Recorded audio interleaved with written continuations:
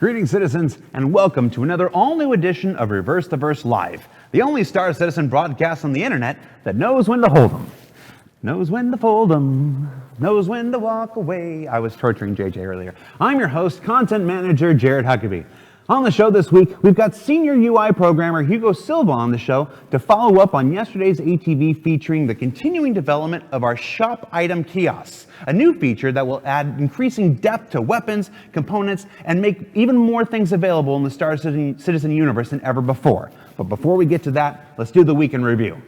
Now, last week we had designer Rob Reiniger and engineers Chad McKinney and Michael Dillon on to discuss the current status and future design of our service beacon system. Now, it would be impossible for me to overstate how crucial this system will become in bringing players together within the Star Citizen universe. And if you haven't checked it out yet, the replay is available now up on YouTube. Now, Monday brought with it the release of another all-new episode of our weekly Q&A series, Calling All Devs, this time featuring such backer-submitted, backer-voted-on subjects as the difference between passive and active scanning ranges, overloading your ships with cargo, the future of the party or group system, and more. Now, as usual, Calling All Devs is your chance to submit questions and vote on which ones you want to see addressed most each and every week. You can participate right now in the thread up on Spectrum. It's in the general section. Now, this last week also saw a number of Star Citizen community contests, with 3 different screenshot contests coming to a close, an in-fiction lore contest for the recently revealed Hercules Starlifter from Crusader Industries, and most recently, a backer-submitted video tutorial contest. Now, the community team here is working hard to give you guys as many ways to interact with each other as possible, to showcase everything the Star Citizen community has to offer, and perhaps even be rewarded for your efforts.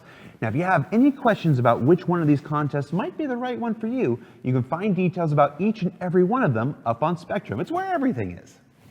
Also available this week are CitizenCon tickets. Now, held in Austin, Texas this year, it promises to be the largest gathering of Star Citizens of all time, with a variety of activities that can only be experienced there in person.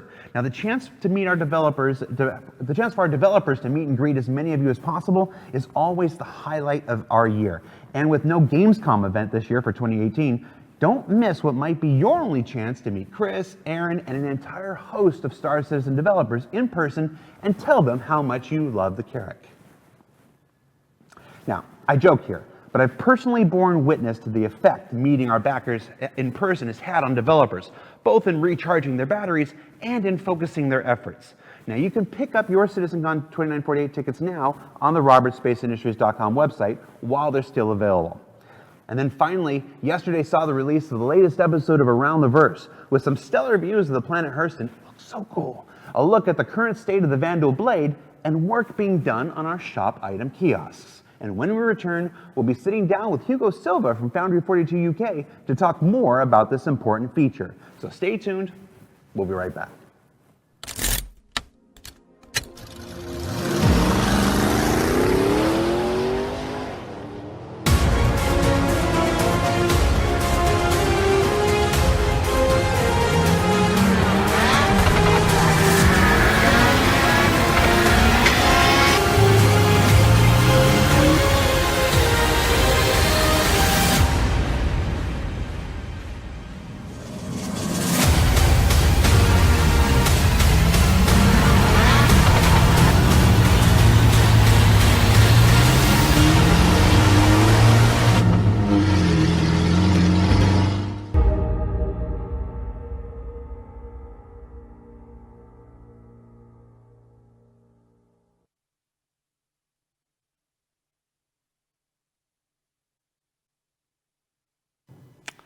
Hey, welcome back. So we are sitting down with senior UI programmer Hugo Silva. Hugo, how you doing, man? Hi, Jared. Hi, guys. Good. Did I get that right, senior UI programmer? Yeah, that's it. It's always a 50-50 proposition with me, dude. It's titles, man. I'm that guy at Thanksgiving dinner, sitting down with a bunch of brothers, and I'm like, will you pass the salt, Eric, Jeff, Clark? It's amazing I get anything right. So welcome, Hugo. Welcome to your first time here on Reverse the Verse. Oh, thank you very much. Thank you. I'm glad to be here. Well, we'll see. We'll see if you feel the same way by the end of the show. Now, well, until now. Now, because every show is somebody's first show, and even if it wasn't, this is still your first time on RTV, why don't we take a few moments, tell everybody who you are and what you do for Star Citizen. So, hi, my name is Hugo. I'm a senior UI developer here at Foundry 42 in the UK. I am from Portugal. I moved to the UK a couple of years ago. I've been always interested in video games, and of course, sci-fi is one of my favorites. I've been interested in the Star Citizen project for some time now, and I decided to apply, try to help the team, try to make even better UI and UX components. So I decided to apply. I got here, and I'm absolutely loving it.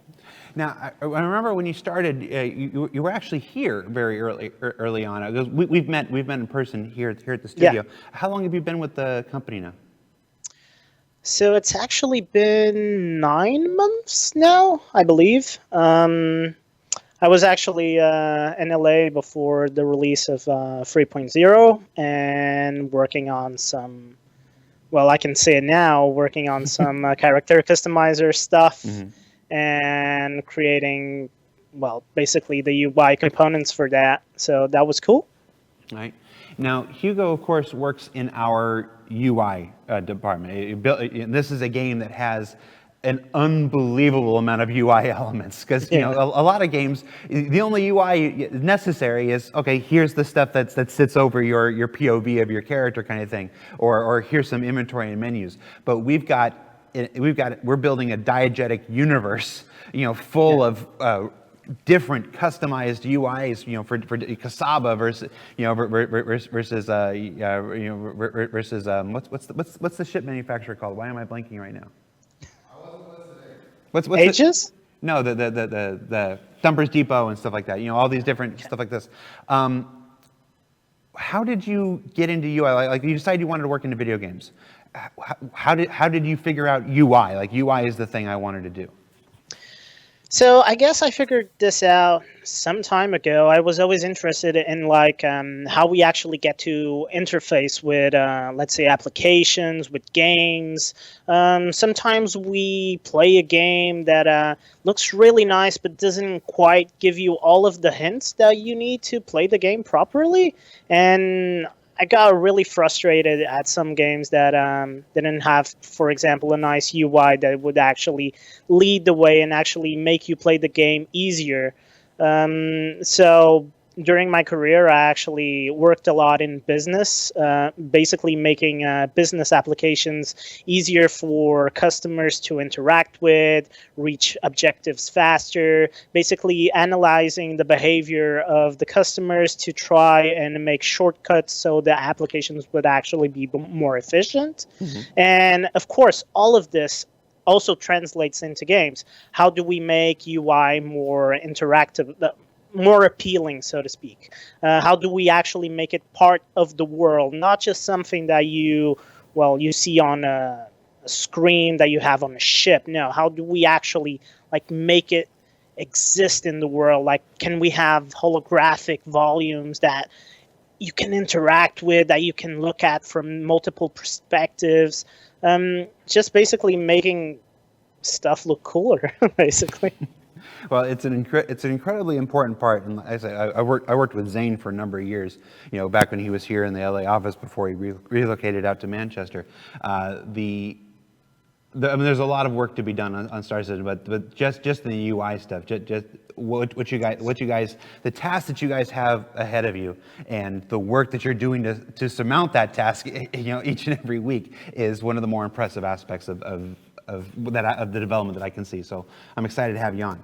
Now, for our viewers watching, wherever you are, we are taking questions live during the show. You can submit your questions in one of two places. You can either submit your questions in the Twitch chat, where you can preface your question with the word question in capital letters surrounded by brackets. It's going to help our community team, pull the questions out from the rest of the chat. You can also do so on Spectrum in our general chat there. Same rules. question prefaced with the word question, capital letters surrounded by brackets, just helps our guys pull them out from the conversation.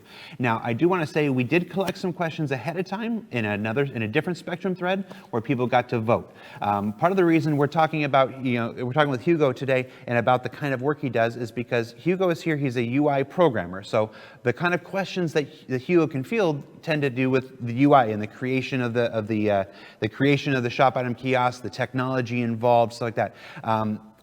There's a distinction between those and design questions. Design questions, will we be able to ever do this? Will we be able to ever do that? That's actually not a field that Hugo's going to be involved in so much. So I know everybody loves those design questions. I've been doing this for 3 years. I've been doing this for 3 years. Everybody loves the design questions. Everybody wants to know when this is going to happen, when this is going to happen. How is this going to work, down the line and whatnot. We don't always have those guests every year. Not that Hugo's not wonderful. I love you, Hugo. I'm so happy you're here. I love you too, Jared. I just realized I could do this. Look at that. I just realized I could do that. But this one isn't a design show. It's like the shows where we have artists on. So from the thread, a number of questions came in talking about buying ships in game. I'm going to tell you, Hugo's not the guy to talk to about that, so we're not going to be able to cover any of that. Trust me, it's still a topic close to our heart. You've seen Todd Pappy talk about it on Calling All Devs. We will have more information about the buying or selling or whatever of ships in the game with Alpha USC. We'll have that information at a later time. This just isn't the show, and I can cut out like half of these questions by just covering that. So Hugo, right off the bat, so with the questions that might be in your wheelhouse, as far as programming and designing stuff, will we be able to buy multiple items at once? So when we're going through, can we pick if we add to a shopping cart and then check out, or? So currently, the process of the item kiosk is very focused on per item selection. So let's say you would pick some, let's say 50 caliber ammo for your gun. You would be able to actually pick the quantity of ammo that you want to buy, but we don't kind of have the experience of a shopping cart. We are not expecting you to buy some ammo and then go to another section and then buy other stuff and then only do the purchase at the end. No, you would probably pick the ammo, equip it, or send it to global inventory, and then actually move forward. I'm not sure how this in the future is actually going to be, but for now, this is the application that we have for the item kiosk. Gotcha. So this week's ATB brought us the first mention of global inventory, of this global inventory. Now, what can you tell us about this first implementation of global inventory and how it's supposed to work with the shop item kiosks?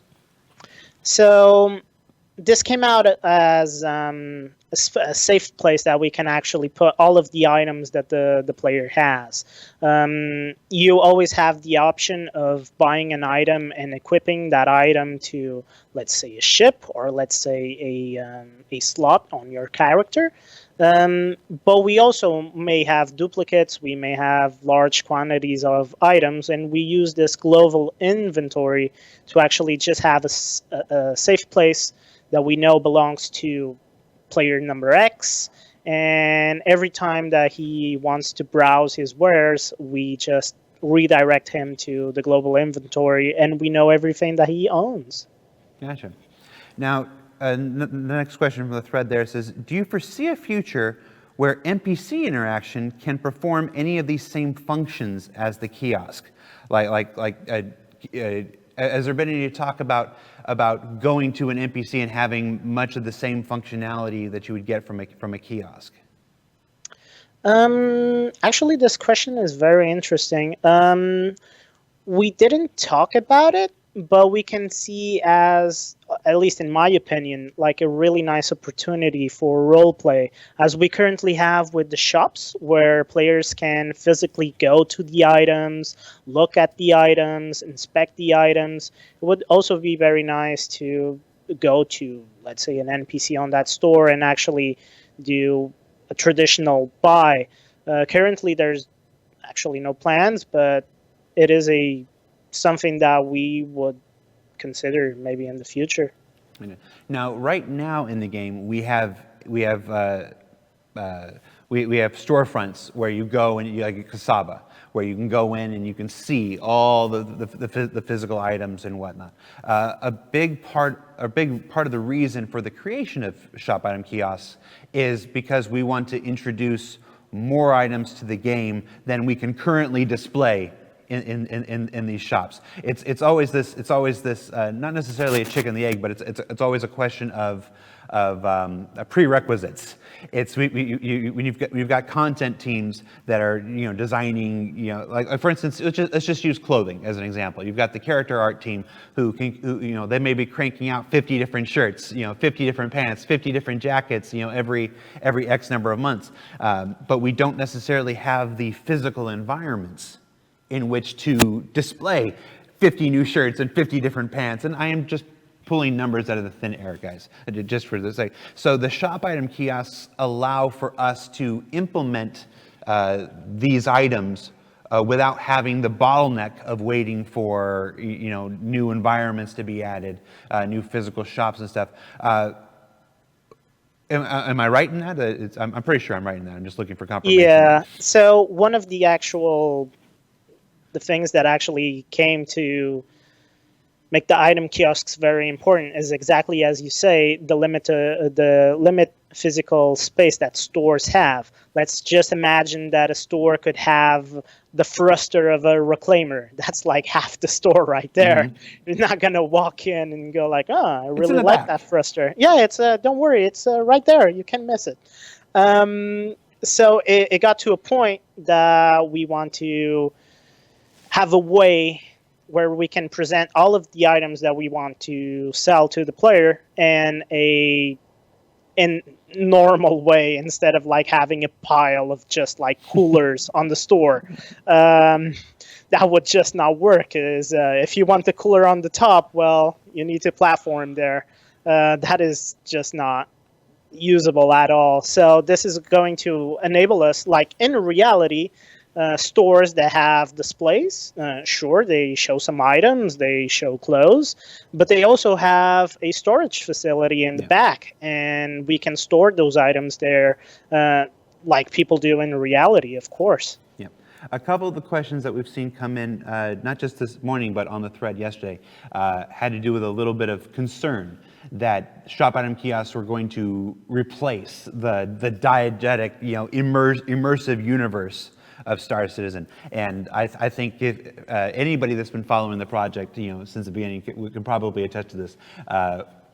We're so committed to keeping as many things diegetic and as many things in the world, from transferring cargo to having storefronts, that I don't think anybody needs to worry that the kiosk will replace the tactile sensation of walking into Kasaba and seeing all the clothes. It's just meant to augment and to address certain bottlenecks in development. Yeah, the item kiosk is going to serve kind of like a parallel option that players have to buying stuff. Basically, you can still go up to the item that you want and you can still buy it as well right now. So the item kiosk is just a feature that we have that will enable you, if you really want to, let's say you're in a hurry, you don't, or for instance, you don't like to roleplay, you don't like to go into the item, you can go to the item kiosk and buy the item that you want. On the other hand, if you still want to feel the experience of going into a shop, looking how cool my new quantum drive is going to look before I put it in the ship and don't see it again. So there's always that option. So we're not taking it away from the player. The player has the choice. And of course, there's an immersive aspect even to the shop item kiosks. One of the things we noticed in the reveal yesterday was the themed different interfaces between Kasaba and Dumpers Depot, stuff like that. One of the questions is, how do you go about making the kiosks still be an immersive experience? So we tried to keep it as realistic as possible. Not even nowadays, we have places that have kiosks on the shop, and people can go in, probably interact with a tablet or a kiosk and make the purchase, and then pick it up from the counter. We try to make it as customizable as possible. You would get a feeling when you enter Kasaba that you would see the theme in the item kiosk. Everything would look kind of familiar. It doesn't need to be exactly a copy paste of everything on the shop, but you would immediately go like, I know this. This is part of Kasaba. Okay, I know this is going to give me cool clothes. Again, this is what in reality stores do as well. They keep branding and theming to keep everyone kind of like, okay, I went to this shop, but I know the shop's name. Follow-up question from the live chat there. Do all the different kiosks function the same? If I learn how to do a Kasaba one, is the Dumpers Depot going to work the same, or do they have a different menu hierarchy? How different or similar are these different kiosks? Mm-hmm. So in terms of item kiosks separation that we currently have separations between vehicles and characters. So imagine you go to a Kasaba, you would expect to find a character item kiosk. So it's only going to deal with character items. Let's say you want a pair of new pants. Yeah. You want a new helmet. Okay, you can find it. And then if you go to, let's say, a store, Dumpers Depot, where it's traditionally vehicles, okay, you could find, okay, I need to buy a new quantum drive. Okay, you're going to find it there. And you're going to find it because you can pre-select, at least in the case of the vehicles, you can pre-select the vehicle. So I need a new quantum drive for my Gladius. Okay, no worries. Just go in, select the Gladius, browse the quantum drives they have available for you, buy it, as simple as that. Gotcha. Now, you mentioned buy a quantum drive for your Gladius. When you buy a quantum drive for your Gladius, where does that item go? Okay, so currently we have two options. Mm-hmm. It can go either to the global inventory, which we talked about. It's kind of like the safe space where we keep all of the items for the player, or we can directly equip that item in a valid ship. So let's say you were browsing information about the Gladius, you see a cool quantum drive, you want to equip it immediately, you would do that selection. Gotcha. And of course that is the current initial implementation of that. Like any Star Citizen game system, the first implementation will continue to iterate, will continue to evolve. I imagine there were a couple questions about whether we could have things delivered to our hangars. Instead of a global inventory, can we have an item delivered, to our personal hangars and it sits there physically, or can we have it delivered to our ship hold, for instance? Maybe we don't want to equip it right now, but we can deliver it to the ship hold. I know that's not the first implementation, but has there been any discussion about that? Honestly, I can't tell. I really don't know. In my opinion, it would be really cool to have that, and maybe it's something that we could move towards. But it depends on the feedback that we get from the players and the sense of direction that we really want to move forward, And I mean, technologically, we have the option. Now, it will depend. Does it make sense? Does it not make sense? Will it bring benefit to someone? Yeah, probably yes, probably no. Let's see. You did so well there, Hugo. I set you up. I was hoping you were going to give that exact answer.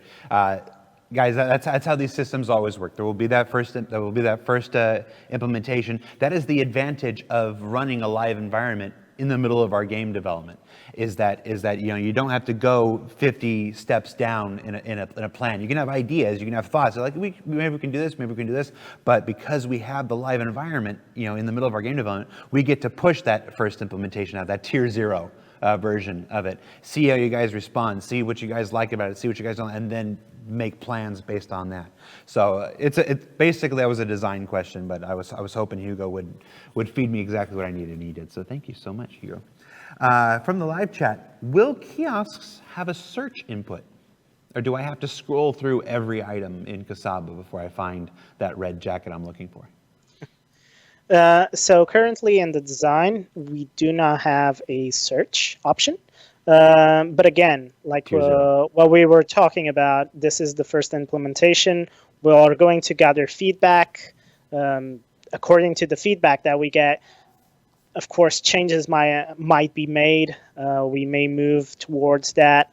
It just depends on basically what the players tell us. And of course, if they're going to say like, oh, I really hated going to this store. This store has like 5,000 items and it's horrible. Mm-hmm. Okay, that's a pretty good motive. Yes. Yeah, no, it's definitely, I like I said, without it, that's also a design question as opposed to an implementation question. Hugo is our programmer who implements these things, but I think it's a pretty safe bet that as the game continues to expand and as we add more shirts and more pants and more weapons and more ships, that yes, there will be filters in that sense. Will there be a direct comparison option? Basically, they're asking, has there been any talk of, show me the Rattler missile versus the Talon missile and have them both up on the screen with comparative stats kind of stuff? Yes. So for the item kiosk, we'll have comparisons. Currently for tier 0, this is going to be a simplified comparison. Again, this is an evolving system. This is the first implementation that we're going to do. It is possibly going to get much better in the future. But until then, we'll have comparison, but simplified version. A lot like we have currently, where players actually browse through the items and need to pay attention to its description to actually get the values they want. Mm-hmm. But in the future, we're moving towards having a more, how should I say, visually appealing way of actually comparing stats. Yes. No, these a lot of these designs, they start with a designer doing a crude, very crude kind of Visio type thing, and then you guys come in and you guys make it, look as amazing as you do. But even that is, again, it's still tier 0. We are constantly, because we have this advantage. We have this amazing advantage that no other game does, where we have the live environment in the middle of our game development. We push out these iterative interim versions of things so that we can get your feedback all throughout the development process. And you see that. We see that in the ship UIs, how much the ship UIs have changed over the years.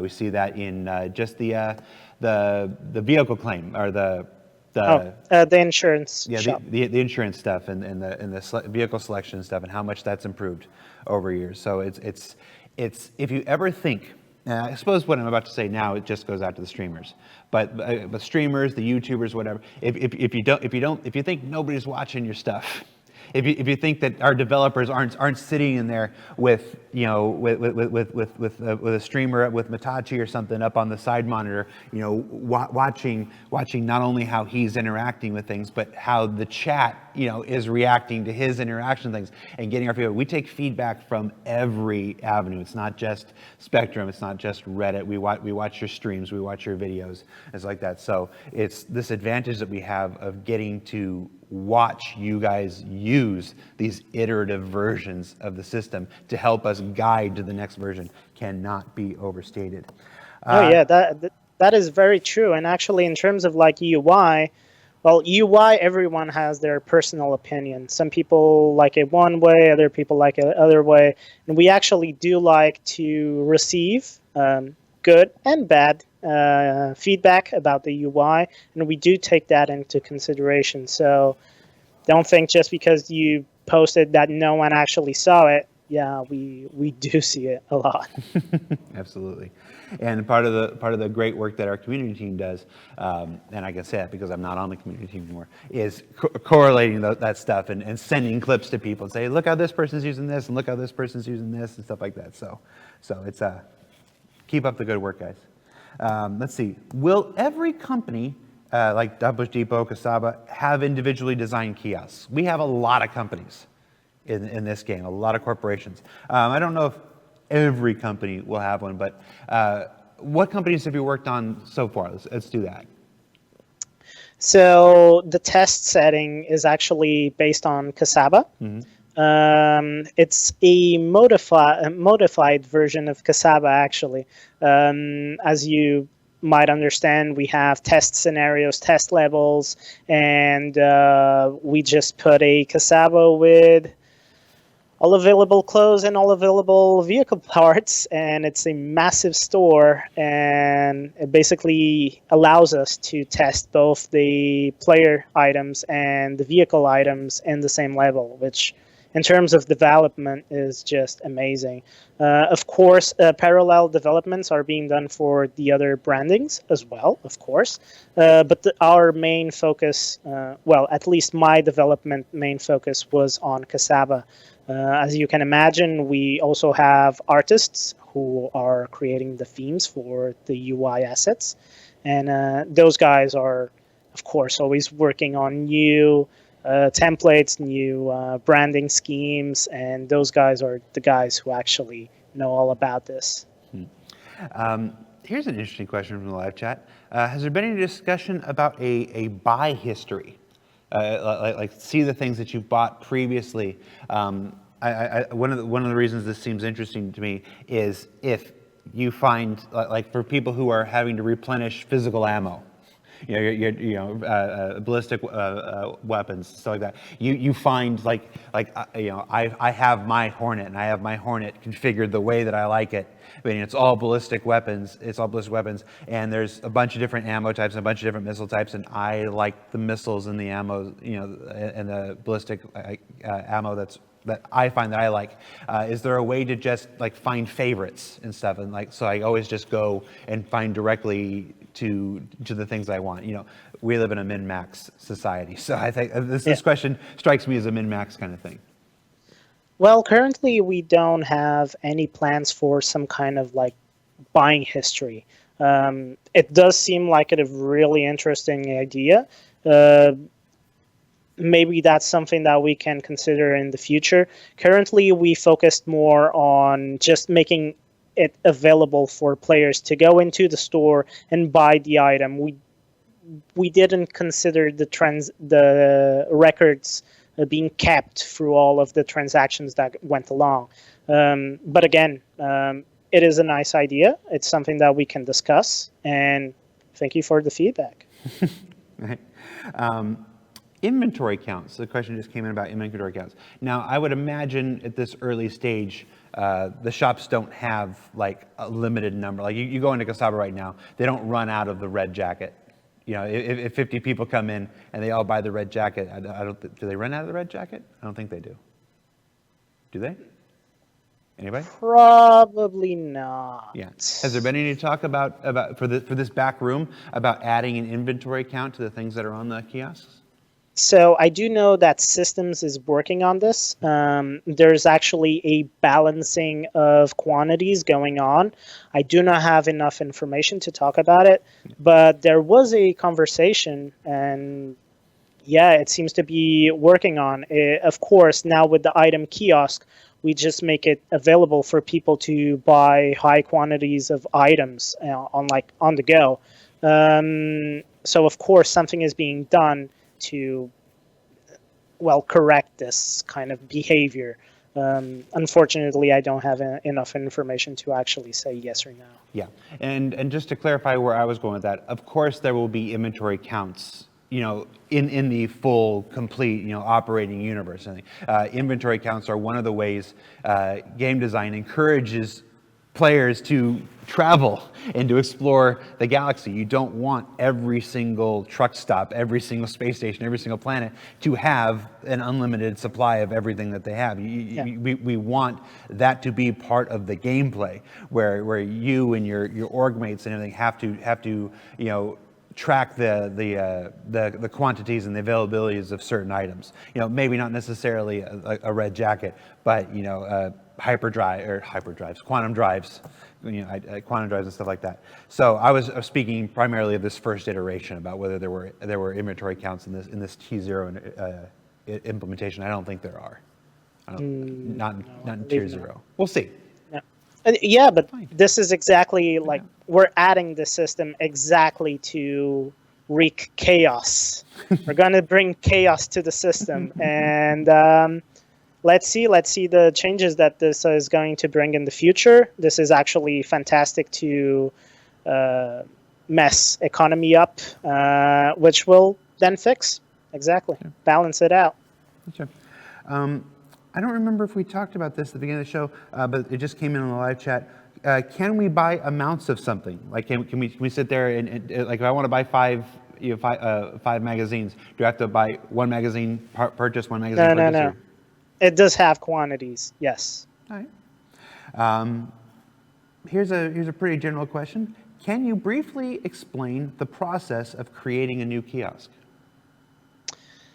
Okay, so in terms of technology, what I can tell you guys is that we have a concept of a store. Let's say that this store has a radius of about 200 yards. We created an object that we defined as an item kiosk. If we drag that object within the radius of the store, it will immediately pick up all the inventory that store has. We created this system to be the easiest way to allow designers to create new item kiosks, to have a concept of store, to have actually an easy way to manipulate all the information related to that store. This is going to be in the future when designers want to actually put the item kiosks inside of multiple stores. May that be the ones that we have available now, may that be the ones that we're going to put in the future. As simple as dragging and dropping that object into that store, and everything should work. Of course, there might be issues, but I'm expecting those. So, no, they don't happen. Yeah. You said something 200 yards. What's the radius for? So basically, we're defining kind of a trigger that says everything that is inside of these 200 yards is still inside of a shop. So every, let's say, item kiosk item that we put inside of the map, if it's inside of those 200 yards, it will detect, okay, I belong to this shop. Gotcha. So the 200 yards isn't like set in stone. It can be determined by the designer. He can specify, okay, how big, how small he wants the store to be, so that everything that is inside of that store, well, it counts as inventory, basically. Gotcha. On a smaller space station, if there's a kiosk that's within the range of multiple stores, like if there's a kiosk that's within the 200 ranges of conscientious objects and Kasaba, could a single kiosk operate for both stores? It is possible, although it should not be configured that way. Let's say that we had two Kasaba stores next to each other. On the middle, exactly in the middle, they had an item kiosk. And both stores have a radius that expands and covers that item kiosk. That item kiosk would then show items for both stores. Of course, the configurations done by the designers would probably never allow that to happen. All right. Let's see. The other thing that I thought of when you mentioned the 200-yard radius, and I thought of this because it's actually come up in both yesterday's question thread and the live chat. People are curious if they'll be able to key into the kiosks with their mobiGlas.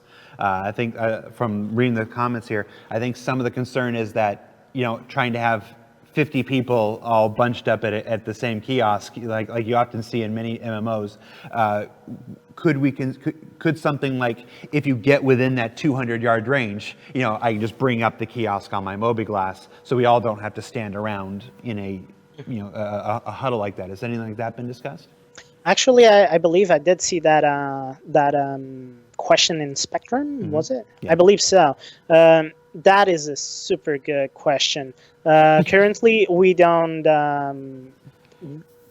We perceive the idea of using the item kiosk as actually going to the physical object. It would be, in my opinion, super interesting to actually have some kind of way to switch it up instead of going actually to the item kiosk, like having the concept of a digital app.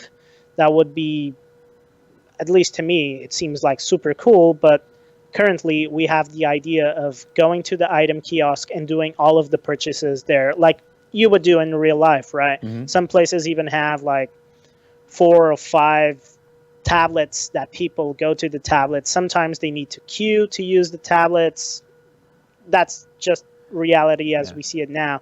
Of course, the idea that actually that person put out is actually very good. Yeah, well, my reality is I buy everything off of Amazon. I haven't walked into a store, and I haven't walked into a physical brick and mortar store in a while.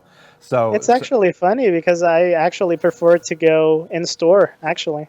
A lot of people do, and I could see that. Like if you were buying a TV or something, you want to see the picture. There's information that you can get in a brick and mortar that you can't get online. But for the most part, for my day-to-day stuff, I buy everything on Amazon. So it's ultimately, to follow up on that question, it's mostly that's actually a design question. I was asking Hugo to see if he was aware of any conversations. I don't want to sit there and rule anything out, guys. I don't want to commit to it that yes, you'll be able to do it. No, you won't be able to do it. I can tell you just from 3 years of talking with game designers, almost 4 years of talking with game designers here, these systems, the kiosks, the physical locations, unlike the real world, where it's perfectly normal to just sit at home and order everything, get my groceries on Amazon, get my toiletries on Amazon, everything that I do. In a video game, you want as many things to drive people to different locations as possible. So even though, because there's going to be people, I can already see it in the chat, there are people that, you can do that today, why wouldn't you be able to do it 930 years in the future? And he goes, and that's one of those things where you take it to the point of realism, and then you have to bring it back to the point of video game and making a video game work, like that. So exactly. We're not going to say you can do it, we're not going to say you can't do it. It's a design question. Neither one of us are designers at the moment, but it's definitely a conversation I think is worth having. So I expect there to be a thread either on Spectrum or on Reddit or both, and where you guys have that conversation. Remember that we'll be watching. So another question from the live chat says, are there plans for item kiosks for rec rentals? Now that's interesting, and I'm going to go ahead and I'm going to jump in here. Rec is a currency for the electronic access games. It's for the game within a game, for Arena Commander and Star Marine. Rec was never intended to function in the persistent universe. It has in many ways over the years, just because of limitations of our platform system. To have the rented ships and whatnot, that we didn't have a way to differentiate that on the platform side, and that's why some of those rented items functioned in the persistent universe. But the rec specifically was always intended to be a thing that used inside Arena Commander and Star Marine.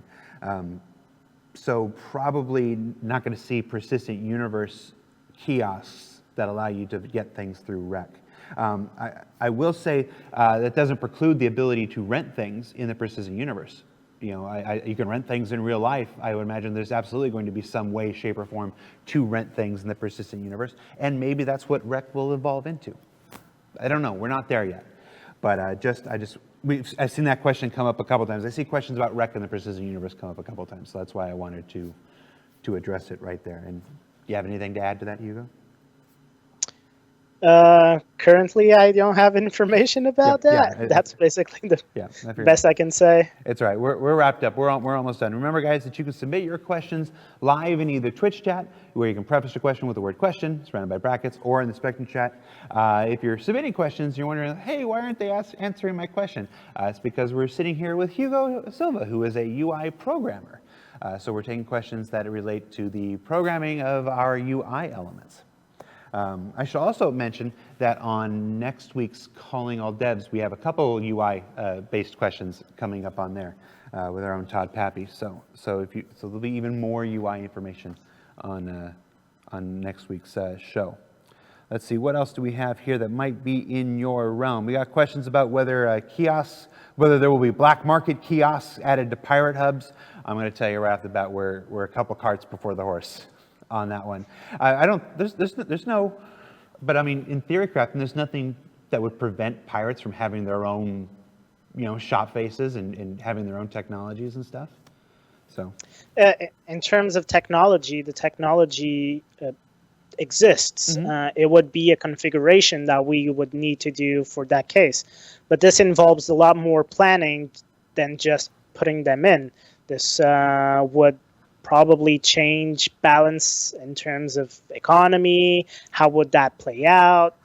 So in terms of like technology in the future, they might show up, but for now, no. Yeah, no, I can tell you, Chris has every intention of making a very robust, making very robust gameplay systems for the less legal side of gameplay and stuff like that. It's just in the timeline of development, you have to build all the systems for how the things are supposed to work before you build the systems for how the things are supposed to skirt them. It doesn't make any sense to build this is how you get around the rules until you've got all the rules in place. So that's where we're going to route. But I know a lot of people are very excited to play Outlaw gameplay, our own Sandy Gardner included. Included, yeah. I mean, I don't. I'm a goody two shoes in video games most times. But all right. Well, actually, you know what? That's about all we got time for today, Hugo. You made it. Congratulations. Well, thank you very much. No problem. Now, guys, we're going to take a short break. We're going to play another video from the community. And when we return, we'll have the wrap-up. So stay tuned. We'll be right back.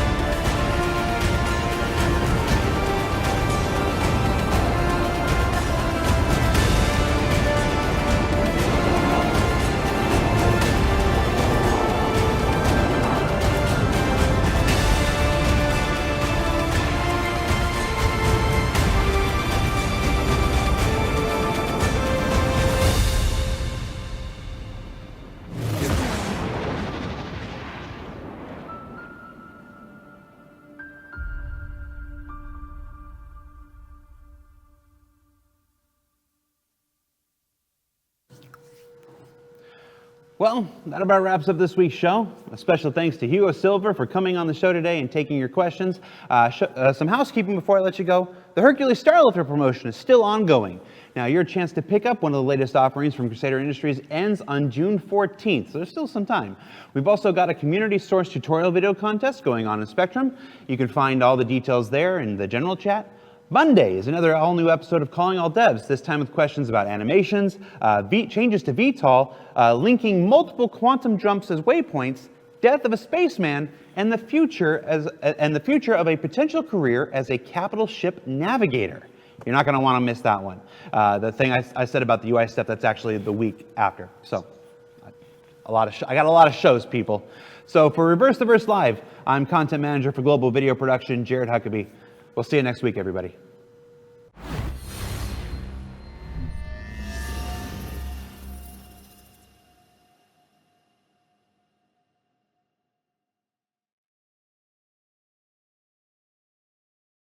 Thanks for watching. For the latest and greatest in Star Citizen and Squadron 42, you can subscribe to our channel, or you can check out some of the other shows, and you can also head to our website at www.robertspaceindustries.com. Thank you very much for watching.